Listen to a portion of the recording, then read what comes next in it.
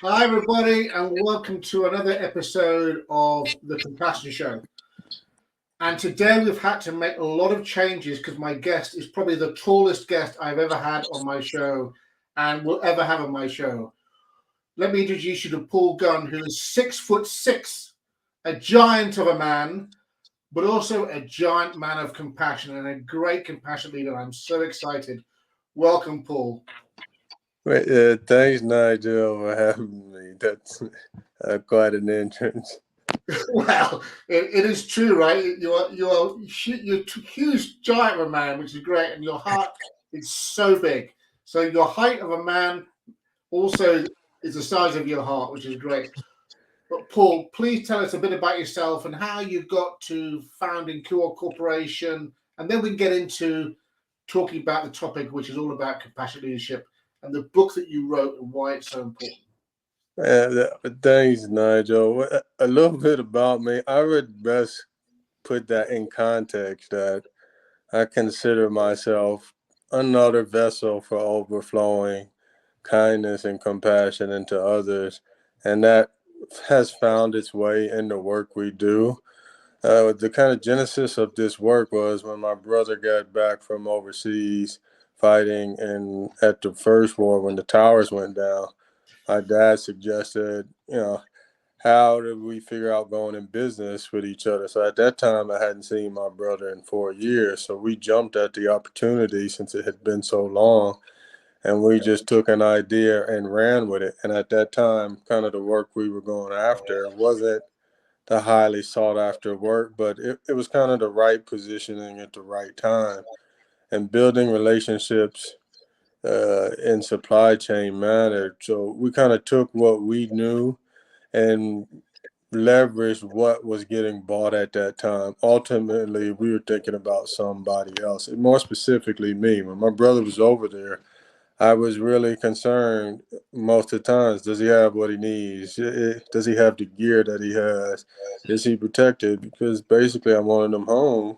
I mean, I know the Warriors, that's what they do. That's what they signed up for. But still, as his older brother, I wanted to know, man, please make sure he's outfitted the correct way so he can get back and best as possible. So when this line of work presented itself, I took it as more of a passion and a calling to be sure we were an arm of supply that could help other family members that had people serving.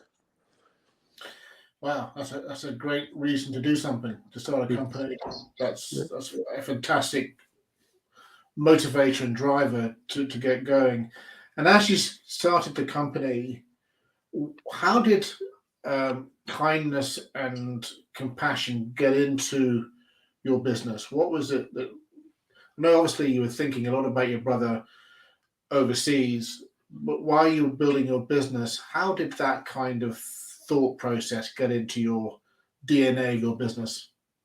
So I would say some of this is innate in me. If you ask my parents, they would probably say that's probably some of the qualities in Paul. But I have to admit, I have come from a blessed family with a mother and father who sacrificed essentially financial gain to put intangible wealth in us. And I saw my father, specifically as a male role model, consistently preach on the things that are intangible that have eternal impact. So watching him run his small business as an accounting expert and what was said from people about his character, most importantly, it wasn't often about the money. It was about who he was. So when I jumped at that, I saw as a youth how important that was to be impactful on others, and I wanted to carry it over into what I was doing. That's fascinating because we share the same business idol. When I was, because my father used to be in small retail in the north of England, not very big business at all. But I would go and work for him in the holidays, and I would just watch in awe how customers would come to him specifically Yeah. because the way they felt treated Yes. and the way the employees. I think my first lesson in compassionate leadership was from my own father, and Yeah. I think if we have a lot to learn from things like we shouldn't miss those opportunities to learn from those folks around us. Yeah, and it's impactful because I would say a pivotal moment. Yes, growing up, you hear the things your parents tell you. And sometimes do you not get out in the real world. And I had the opportunity to be around someone who had extreme wealth. And what I noticed most about them was the anchoring in that compassion and kindness. Now, that wasn't that they were nice and agreeable. They were compassionate and strong in their strength. And to see that those things that were taught as a youth, that sometimes, you go to school, you're kind of made fun of for having that kind of position. But when you see someone have excessive wealth that was acquired and what they submitted in driving that wealth was rooted in this, it left an etching mark to say, look, you can be told that it doesn't work, but to see it firsthand and be around it, how it's perceived and what's real compassion to show strength when difficult things are needed to be done and actions needed to be taken, it left a mark on me to submit, hey, this is what my dad had been preaching or what my parents have been saying all along. Here is it in the real world fashion with someone who came from nothing and made excessive wealth, 9 figures at least. It's staggering, isn't it? Because there's been a huge shift in the perception of what compassionate leadership is all about. And I think I completely agree with you that even as little as 5 years ago, people have thought that, compassion is it's a bit weak, it's a bit soft, it's a bit, it's not for real powerful, inspiring, high performing leaders. It's for, it's for other people. But actually now, sustainability of wealth, of performance, of operational efficiency and effectiveness, I believe, like I know you do too, can actually only come through a compassionate operating model where people are one part of that jigsaw, but it also has to be how we operate. And I know how that's how KUOG Corporation really operates. Your whole business is centered around compassion, isn't it? Yeah, I would say because in some situations we don't have time to sit there and say, let's take a 9-month perception to figure it out. Sometimes you got 30 days and what's on the line for making that decision. You got to be able to interact with vendors, suppliers, and get the job done, ultimately thinking of somebody else. And I would say something that spoke to me. And when the pandemic first started, I read Extreme Ownership, and it really left a mark on me because I was always curious to how the Navy SEALs operated and to see how those two wrote that book and positioned themselves when they walked into corporate America. And what I took from it, others may just take a different take, but what it left for me was here's 2 trained warriors and the leadership that's given from our military.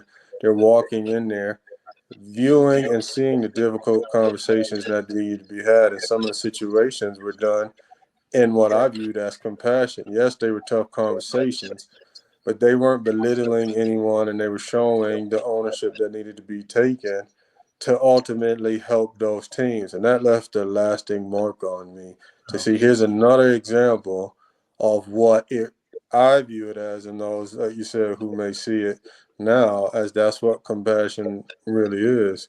You're going to do some tough things, may not be understood in the moment. We're not going to belittle people in the process to get it done because ultimately you're thinking of them. 100%. I mean, great compassionate leaders have an incredible trait, which is to make a tough decision with empathy, but make the tough decision. Yeah, exactly.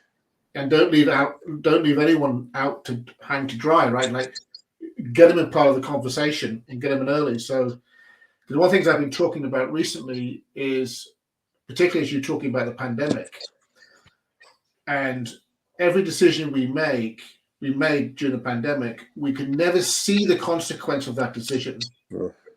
In an office, we could see the consequence of that decision, but in the pandemic, we couldn't do it. And there was one thing that I learned recently also, which you've been talking about, which is coming from the Navy SEALs, actually having a conversation about this morning. What we learned through compassionate leadership through the military is oddly enough, I've been writing this thing called the 10 Traits of Compassionate Leadership. And the foundation trait, this biggest trait, is trust. Yeah. And that's what they have in abundance. They don't have to like each other in the Navy SEALs, but they have trust. And that and really enables them to be able to make some pretty sensible, pragmatic, trusting decisions, albeit be very tough. Yeah, that's interesting. You just talked about how you read. I just read a book by Stephen Drum. He's a Navy SEAL, former one. It's Life on the X. And when you look at the character traits to talk about, it further cements that, building that, talking about the things that anchor in a person and believing those things. And it's a very good book. I highly recommend it. And it talked on those very things. And then another book talking on the very things we're speaking on, how compassion and building that trust and doing those things that from a moral compass make you a better leader, make you a better person to impact. Yeah, and having this, you've written a book the right way, whatever every compassionate person in business needs to know, right? So I'm going to talk about that in a second, because I'd love to know what motivated you to write the book and what the key elements of the book, so people can go and buy that and really understand it. But what is it, the thing that I've learned a lot recently is when leaders are compassionate, truly compassionate with themselves, importantly, right? So they've got self-trust, self-honesty, self-tolerance, self-generosity, all these kind of things they need to have. Their life becomes so less stressful, so less anxious. And guess what happens as a result? Everyone around them begins to perform. Yeah. And it's like this invisible energy of performance because I'm just becoming self-compassionate. I'm just taking better care of myself and my family and everything else that goes on. So to me, it's just bloody common sense that everyone should be a compassionate leader because it's just a happier place to be. But anyway, enough about me rabbiting on about that.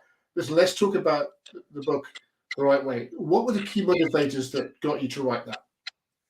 So that's a good question. I would say the pandemic. And initially it started out as I didn't know if it was going to take me out.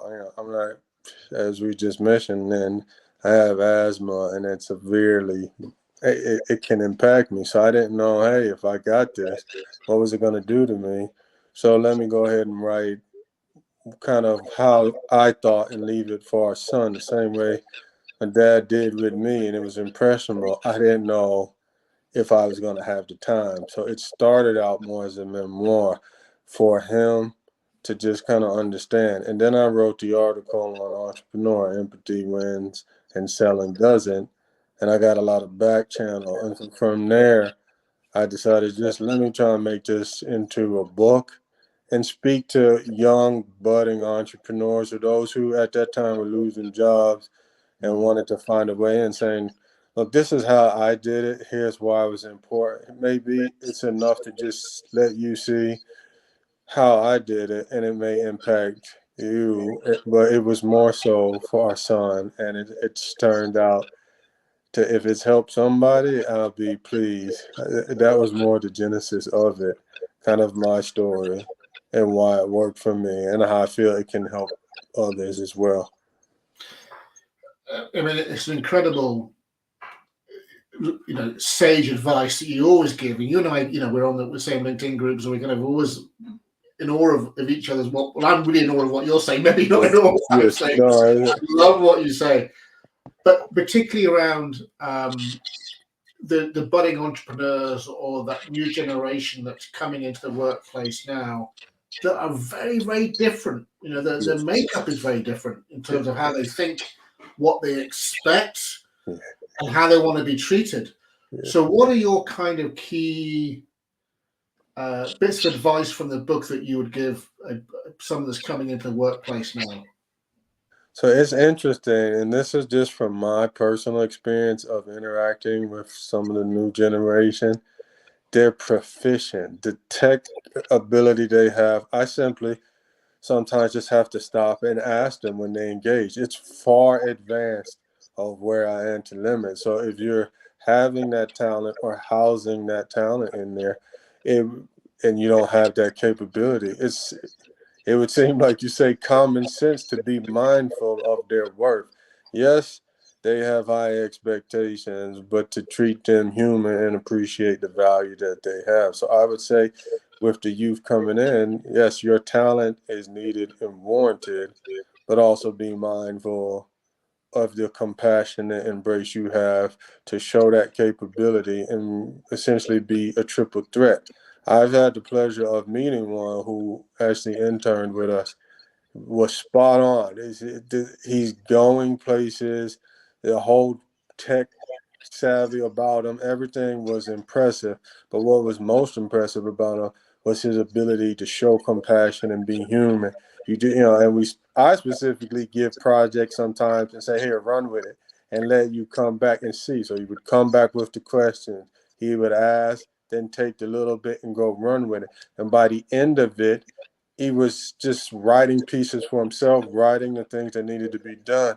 And you can see just how far he was going to go from being able to take that opportunity. So they are very tech savvy. And to see the humanness about them left a mark on me to say when youth can take their talents and mirror it with compassion, they can go a long way. I have no doubt where he's going is going to be impactful. That's incredible. I mean, all great teachers learn from their students, right? You can't be a great teacher unless you learn from your students. Yeah.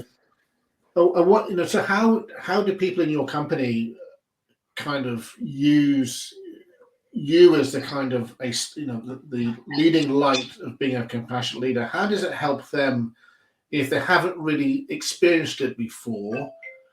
What do you see the benefits that they pick up from working from a compassionate organization that you've created? So I think it's interesting because that's my kind of genesis of the name Succeed the Right Way. There's plenty of ways to succeed the right way. Somebody may have a different personality, but the extension of how they adapt to their specific situation in that moment to move in the right way to apply in that specific situation to work matters. And I get back to extreme ownership. If I'm developing a relationship, for lack of a better word, top down, that kind of sets the tone of how people engage with our company. Then they turn around and interact with vendor, supplier, or with each other and mirror their own ability to show compassion. It shows a fluid response and engagement. Hey, when you deal with this company, even if you don't deal with Paul or you don't deal with someone else, you're getting someone who cares because ultimately it's the greater good that the company is trying to accomplish. And people make mistakes. People get learned. Each one's a learning experience. But trying to get someone to replicate how I do it, it doesn't seem like it's compassionate in the sense of, hey, embrace what's compassionate to you, still thinking of the other person. If it So makes do any they sense. see it? Do they see it less as the phrase compassionate, but actually serving someone? Yeah. So, Yeah. which is what business is all about. And I think generally everyone's forgotten why we're here in business, and we're here to serve someone else. That's it. Nothing else Yeah. matters. We make money on it, we make profit on it, but we're here to serve. That's it. It's quite simple. Although we've lost that in our life. So it's incredible. You're saying that they're not seeing it as compassion, but they're taking the energy from you and they're taking the experience from you, and that's helping how they serve their customers better, how the customers come back to them for repeat business because they're feeling the service is genuine and authentic. Because we know that a lot of people who sell and do stuff that I can do it, but is it genuine? Is it authentic? Well, probably not. But compassionate organizations, it is genuinely true. It is genuinely people first. And I'm wondering that, because in your organization, there seems to be a lot of happiness in the business. So, And so what's interesting is you put out the statistics. So I yeah, can say what I want to say, and you can come in there and say, "Oh no, they don't like Paul." But certainly, I want to be mindful, and I would hope that, yes, that what I'm doing is ultimately saying, hey, what do you think? For example, if they come ask me, but what do you think? It's your project. You've done it. How do you think we should go? And if they defer, the context of being approachable and feeling and letting others lead and doing that, to think, I would hope that they see it that way with me. But like you say, the numbers still account. I would say my intention is put in place on making sure that that's there. So there's parts of me that say yes, but like you said, you're still dealing in humanity, and it'd be naive to think, hey, you want others to feel comfortable and say, Paul, this isn't what I like. Please feel free to do it. So I do leave the open door, and I would say that I would not want to fall in the bad set of numbers that you've reported, because that is a distant gap between what's said and what's done. And that is something I'm mindful of, because I've been in that position. What happens when you can't talk to your team, or you can't share an idea that can collectively help anyone, and it's squandered and it's missed? So being on that side, not being heard and validated and elevated or appreciated, does place in context how I act and move. Yeah, and just so everyone can relate, that Paul and I were talking 2 or 3 weeks ago, and I was sharing some numbers about the state of the workforce, and he almost fell off his chair, which is a very high chair. He's so tall, got a long way to go, so it could have hurt him. But what we were talking about was that 60% of the workforce was emotionally detached from their leaders and their people managers, and 40% feeling anxiety every day. And then I said, listen, by the way, 1 in 5 of the workforce feels sad every day. And Paul was like aghast by this. Like, how can people feel sad in the company? That's like horrible. And so, well, also 20% feel miserable.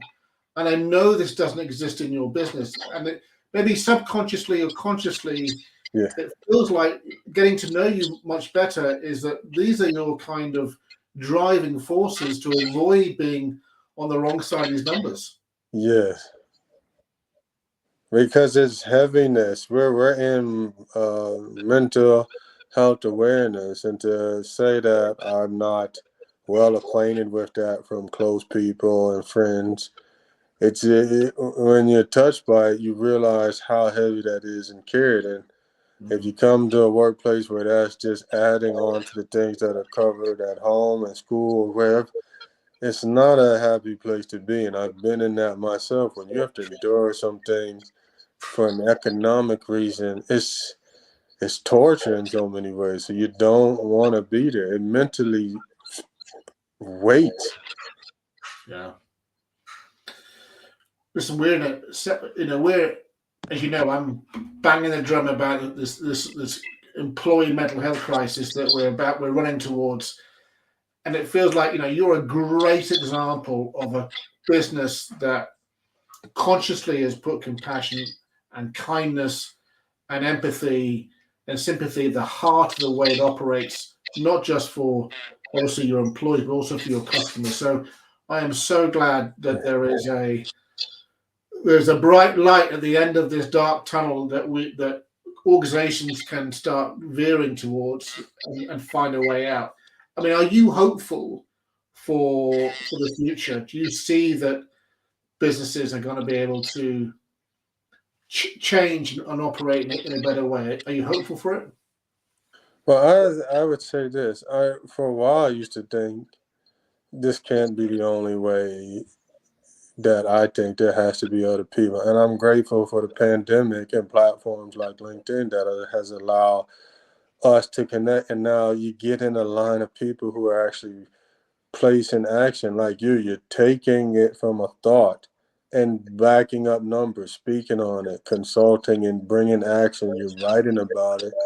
So the youth have and others have frameworks to be able to take it and run with it. So I do feel that there's going to be a small set that kind of push the narrative. It'd be naive to think that everybody's going to have a kumbaya moment, but for those that it matters, like where you're putting in the groundwork. So you would hope that eventually it does change. And for those that do make it and impactful, it's going to collectively start to make an impact. So, yes, I do feel it, because when people see its actions taken, now there's going to be the moral embrace. Pretty soon it's going to be the financial. If you don't do it, then you're going to see your. So you might as well embrace it now when it's morally the right thing to do. Otherwise, you may feel the sting. But Yeah, the sting in the tail is going to be very painful, no question about it. So, but Paul, listen, I know you're up against time today, so I really want to thank you, and bless you for coming on the Compassion Show today, sharing your thoughts and sharing your ideas. I love, keep you, let's stay in touch.